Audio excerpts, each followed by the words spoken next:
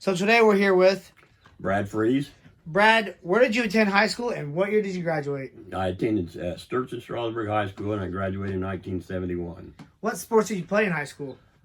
I lettered 3 years in baseball, and I lettered 1 year in basketball. Talk about your high school sports career from your freshman to senior year. Well, I played varsity baseball some, but I didn't play enough to letter my freshman year. I wasn't a very good basketball player, but I stuck it out. My sophomore year, I was a starting catcher. We won the conference. We beat T-Town in a real close game. And my junior year, I think that was the best team I played on in high school. But T-Town nipped us 3-2 or 4-3. And that spring, we won the district tournaments. Went to the regional at Decatur, and we got beat by Stephen Decatur. And in my senior year, we had a good team. We won the district, went to regionals, and got beat out by Albany. And, who were some of your teammates and coaches? Well, my coach in high school was Kenny Canote, and he was a very good coach. He had a lot of good life lessons. I always said he gave you a lot of rope, and you could either do something productive with that rope or you could hang yourself the rope. When you played for him, you better not take it for granted, because if you were a senior and you dogged it, he'd replace you with a sophomore or whatever. And but I played with Rick Keller.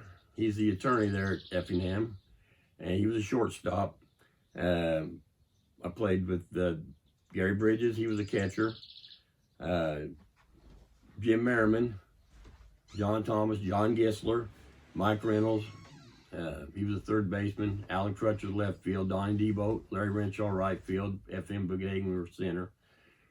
Two of those guys, Gisler, John, the pitcher, Paul Antrim, and Dave Antrim, they were pitchers. John Gisler, I think it was in 2016, he was a state championship coach for Illinois Central, and then Mike Reynolds was a basketball coach at Finley in 92 when they won the state tournament. So those guys were better basketball players than I was. I just never, I liked playing in junior high with the guys. I played with there was 4 boys in our class, but there was a lot of kids, and I just didn't take the basketball like I did baseball. Talk about some of the teams and players that you played against in high school. Well, in those days, like St. Anthony and T-Town didn't play spring ball. So the 2 toughest teams in the conference were usually Altamont, St. Anthony, T-Town, of course. But everybody was pretty good. Windsor had a pitcher, Rod Maxwell. He wound up playing AAA ball for the Angels. And in the spring, we always wound up playing in the districts and would go north. And like I said earlier, we usually ran into a Decatur team. We got beat by St. Teresa or MacArthur the 1 year, and we got beat by Stephen Decatur. And 1 year we got beat by Newton. Newton had a very good team that they wound up. That was when it was one class system. And then in my senior year we got beat by Albany. Name some of your favorite facilities in which you played. Well, I like playing at Grimes Field at Mattoon. I like playing at Paul Smith Field at Effingham. Those two were the only 2 places really that were grass at the time. And then I like playing up at Decatur at Fans Field. It was a minor league ballpark. But Fans Field, it was run down, but it felt, they had the painting billboards on the walls, and that it felt like an old minor league ballpark. Is there any stories you'd like to add during your high school career, or any awards you received? Well, like I said, they didn't have all conference teams in. I said Sam Rickleville, he picked me he picked a team my junior and senior year I made. I was the most valuable player my senior year. A baseball player, and those were very good. I had a very good time. I had a very good coach. My dad was my favorite coach. I think I learned the most from my dad, Kenny Canope, and then my assistant coach at Lakeland, Mike Witwicky, was a very good coach. After high school, where did you attend college? I went to Lakeland at Mattoon, and I walked on there in the fall of '71. And at the time, I was like fifth catcher, and it didn't really look too promising. But I got up there and I thought, well, I didn't have anything to lose, and I tried to block everything when I was catching. I worked hard, and things just worked out. And a couple guys they didn't hit, and I started out hitting and wound up playing, and I wound up my freshman year being the all-conference, Central Illinois Athletic Conference all-conference catcher. And then my sophomore year, Coach Gene Creek recruited Glenn Brummer. Well, I'd played baseball with Glenn Brummer for the F&M Comets in the summertime. And I knew that if I was going to play for Lakeland my sophomore year, I wasn't going to be the catcher, because Glenn Brummer was, of course, very good. He wound up, playing in the majors with the Cardinals. So I worked all winter at the Baptist Church parking lot, Mattoon, taking ground balls. Then I was going to be converted to the third baseman. And then the guy playing shortstop wasn't hitting. He played third base in high school. He went to third. They moved me to left. They moved the left fielder to center, and the center fielder came in and played shortstop. But it worked out well for me and the center fielder, because we both made all-conference outfield, and then Brummer was the all-conference catcher. So, and I got to catch Brummer. So I played third, left field, and caught my sophomore year. And then I was fast. I set the school record, or tied the school record for stolen bases in a game. Stole 4 bases in a game. I said the thing I liked about the most was I stole second, third, and home. And they made the play at home. The catcher wasn't very happy with me. His tag wasn't very. He made me earn it. But then after that, I didn't have I started working construction. I liked it, and I didn't go ahead and finish school. Talk about some of the teams and players that you played against. Well, we played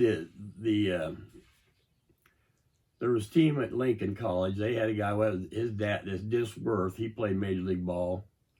He was this Jason Worth, who played for the Worcester Nationals, his dad. Yep. We played with these, at that time, Merrimack College and Florissant Valley in St. Louis were very good. They had guys that went pro.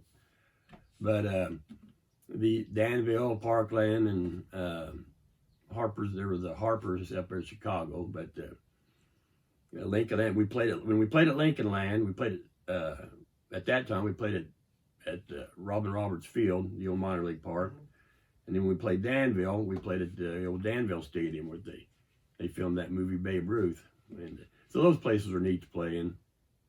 Talk about some of your favorite facilities in which you played. Well, I just said, I'd like to say Grimes Field was our home field at that time, Lakeland. And they had the Babe Ruth World Series there in '69, so they had really fixed the place up. And it was nice, very nice to play there. And then, like I say, Lanphier Park in Springfield and Danville Stadium. And they were neat places because, like I say, they were a minor league team playing there. So, what was it like playing with Glenn Brummer? It was great. We were roommates too, and he was pretty. Yeah, I remember him saying, he said, either I play ball or I'm going to milk cows the rest of my life. And he showed he persevered. I mean, he played like 9 years in the minor before he made it up to the big league. But he had a cannon for an arm, and there was no doubt that when he made it to the big leagues, they compared his arm to Johnny Bench. He just didn't hit like Johnny Bench, but he was a good teammate, and he was a fun guy to play with, and he was definitely a competitor. Like you mentioned, Jason Worth, I believe he went to Sacred Heart Griffin High School, but I'm not for sure on that one. Well, I think he went to at Chatham. Chatham, I'm sorry, Chatham. Yeah, right. Yeah, I couldn't remember what school that was in Springfield. Yes. Yeah. Any other stories you'd like to add during your college career? Well, some of them I shouldn't. Oh, I couldn't tell you, but no, no, I tell you. Well, just like in February, it was nice getting together with the guys. The team my sophomore year, I felt the closest with. We stayed together. We stayed in touch. That's Brummer, and there's Buddy McKinnon from Collinsville, Terry Etnar from Moreau Forsyth, Tom Braun from Mattoon, Larry Height from Pekin, and then Otto Rinker came there too. I didn't play with Otto. He came the year after I graduated or was done there at Lakeland. And when we were talking about facilities too, I forgot. I said there was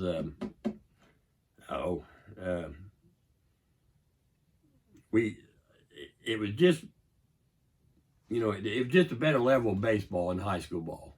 And I said and you had to be, and I said, I learned how to read a slider, how to pick up a curve. I said, I wished, I know, playing up to U of I. We used to play the U of I and Illinois State's JV teams. That was fun going up to the U of I campus at Urbana. I'm sure that was pretty awesome. And they would sometimes place juniors against us, and that weren't playing a lot. And we swept them both years I played there. And I said that was neat. After college, what did you do? Well, I worked for 3 different contractors. I was a construction. I worked for Heritage Builders in F&M. I worked for Weatherall Construction here. And I worked for Streaming's Cabinets in Sturgeon. But the last place I worked, I retired from Heritage Builders 5 years ago. Talk about, you played fastball softball quite a while. Talk about that, a little bit about your teammates and some of the teams you played against. Okay. Well, I started when I was a kid. I said I didn't appreciate it at the time. I was 13 years old, and I played with my dad, Donald Friese, my uncle Gene and Kenny. I said, I started out as a bat boy, and then I was a scorekeeper, and then every once in a while I'd be shorthanded, and they'd stick me out in right field and play. Well, then when I was 13, they gave me a uniform. Now, I didn't play every game or anything like that, but I'd play more often. And like I said, I didn't appreciate it at the time. I got to catch my uncle, and I got to play with my dad and my uncle Kenny. My uncle Gene was the pitcher. And, of course, baseball was still when I was a teenager, Legion Ball and Pony League. But 74 is when I quit playing for the F&M Comets, and that was baseball. And we started Tate's. We went to Aldo Marie Tate's house, John Thomas and John Gissler and I. And at that time, Sturgeon was a merchant's team, every merchant. And it was a unique, but Tate said they would do it. They said as long as we turned all the scores in, whether win or lose.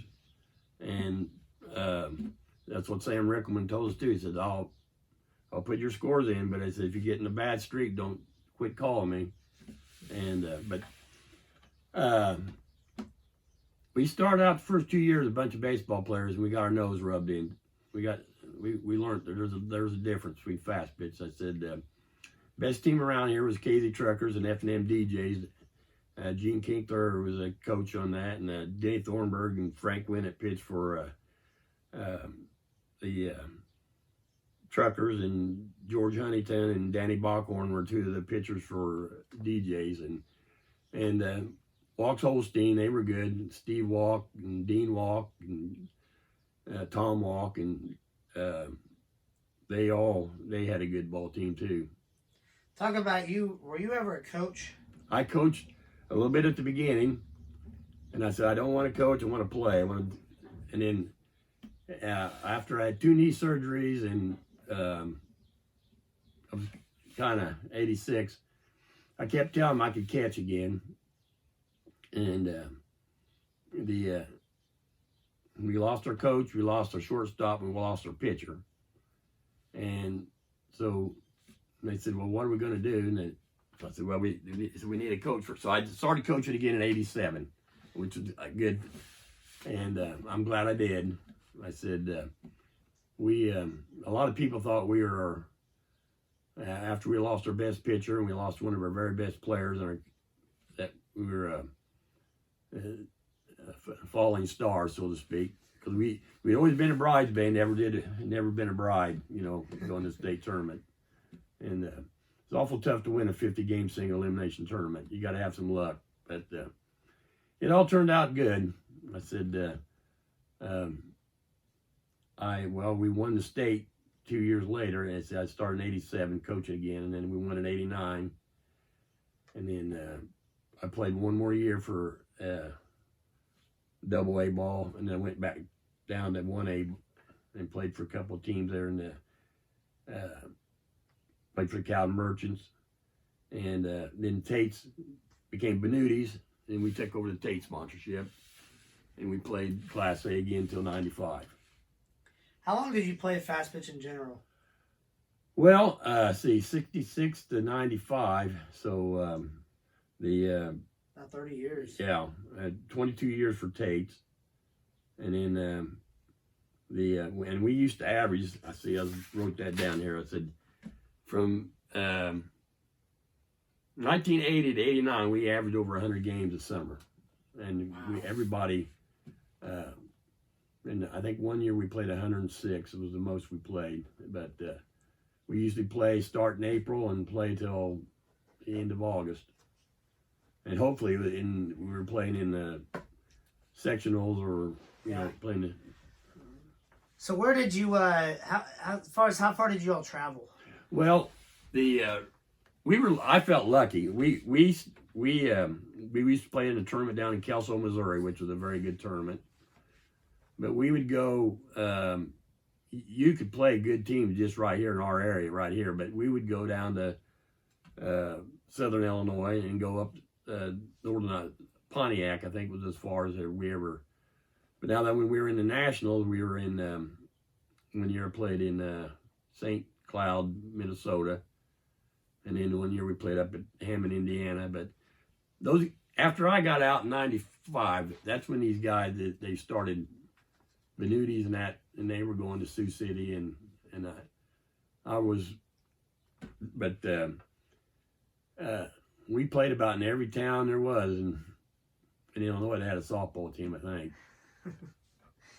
Name some of the coaches that you coach against. Well, I mentioned Gene Kinkler. He coached for DJs. Don Thompson was a good coach from Cowden. Don White coached the Arcola S&K team, and they were the only team from Illinois that won the Class A national tournament. There was, Denny Thornburg was, I don't know if he was actually the coach there at Casey, but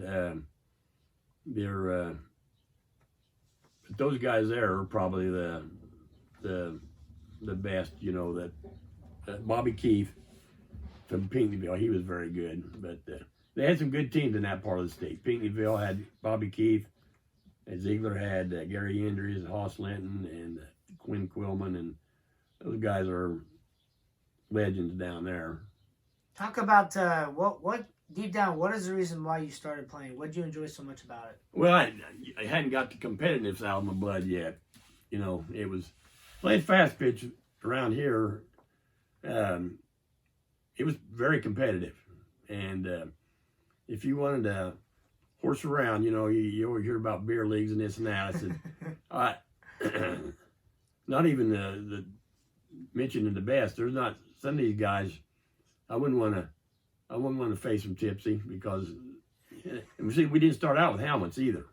Wow. And we had a teammate that he about got killed, and he had to quit. Les Storm was hitting the head in the state tournament in '81, and I think that was one of the situations where they finally just adapted to helmets and men's fast pitch. Any other final memories you want to add during your softball career? Well, I said I always I said a lot of places we played were very unique. I said like Sibley, Illinois, up there. We played up there. They actually had train tracks that ran through the field from the left field corner or right field corner. It was a siding. We played a little town up there in Jyseville in Christian County, and there's a bunch of Italians and Greeks, and they played their bocce ball. And how they got these good teams, to show up to that little town. I mean, it was a small Strasburg, but they'd have fights in the bocce ball tournaments, and their dogs running across the field. And but you know, back when we started, all these little towns like Shumway and Wendell Lynn and Island Grove and Clarksburg all had a men's team. But I faced some pretty good competition. The best pitcher I ever faced was David Scott in this. I got to face Darren Zach, and then those two guys actually intimidated me. They threw very hard, and Really?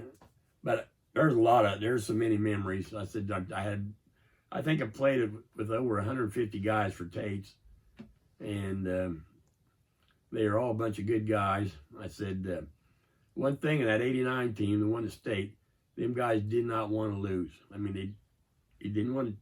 They weren't. They had and they were fun to play with and coach. At what age did you become interested in sports? Well, like I said, I had three uncles. One was Dwight. He played basketball. I didn't play ball. I grew up. I didn't know anything but hitting a ball or throw basketball. My dad was the third of 4 boys. And when we would go out to my grandpa and grandma Friese's, when we play ball, they didn't let up on you. You know, they was all pretty competitive. Since you played, how has the game changed? Well, I think the thing that's hurt the game the most, and I hope they keep a lid on it for girls. The ASA used to govern the softball in Illinois. In the ISC, the International Softball Conference, came in there, and they were a little bit more of a maverick. I don't know. They see, in Illinois, you had to have U.S. citizens play, and you had to have the players had to be from your state. Now, if you live like Casey, for example, they had pitchers and a couple players from Terre Haute. You could cross one state line and play for a team in another state. Well, when all these major teams came in, they started bringing the foreigners with them. And they started bringing pitchers and catchers in from other parts of the country. Well, but the thing that I think really hurt was the ISC wasn't as strict about keeping pitchers on the rubber. The rule said pitcher couldn't release the ball. You know, his foot had to be on the rubber when he released the ball. Well, these guys started crow hopping. And I said, it's tough enough to hit somebody, but when they start crow hopping, I mean, they're right on top of you. That really changed. And that it really had I talked to Alan Schaefer, and he was telling me that, you know, he's umpired. He said they don't even play the bunt game, and they don't bunt. They use a harder ball. And he said somebody's going to get killed if you played in for a bunt like we used to. They said they'd kill you. But that's probably. I hope the girls, the ASA or the IHSA keeps a lid on that and don't let these girls start crow hopping. What advice would you give to today's youth about playing sports? Well, I hate to say this today, but you know, sometimes I think the tail's starting to wag the dog. The sports are starting to take over. But I said, you know, just like I said, I played baseball. I said I played on a good basketball team in the eighth grade. I had good teammates, but to tell you the truth, I didn't get gypped. I said, the coaches, the guys that played ahead of me were better than me. So you've got to learn that no one owes you anything. You've got to earn. You've got to go out there and you got to practice. Mm-hmm. And I said, and then if you do make it, don't take it for granted and keep working, because it said there's always somebody back there wanting to take your spot. But to me, you've got to be, if you want to have a successful team, you have to be a team player. And sometimes you got to sacrifice and you don't want to. Sometimes you got to pass off. But you know, it's get rid of the me and play more for the team. What has sports done to change your life? Well, it made me very, I've met a lot of people. My wife complains sometimes we can't go anywhere and there's not some guy I played ball with, and we get to yakking. Which anybody that knows me, I yak pretty much. But I said one thing that I don't have a problem getting in front of people and speaking and things like that, because when you get in front of a crowd and you've got a crowd and you get up there and you struck out, you better get used to, that's part of sports. You have to learn how to deal with failure. You can't make every basket. You can't hit every ball. So when you're playing well, keep it at a level field. And if you're not playing well, you don't need to be in a valley. Just keep plugging away. But so I'm not intimidated by being in front of people or things like that. Then sports definitely helped me that way. Brad, is there anything else you'd like to share? Well, I appreciate you doing things like this. I've enjoyed watching the other ones, the Josh Zink and Leon Gobzinski and Dane Anderson and Bob Schlechte, and like I said, it's kind of neat to be able to pass some of this along. I said I could talk to you for 2 hours. Anybody sees this and thinks, they're going to say, "Man, you might just hit the tip of the iceberg." Well, Brad, I appreciate your time. Thank you for talking with me. I look forward to talking to you in the future. Thank you, Tyler.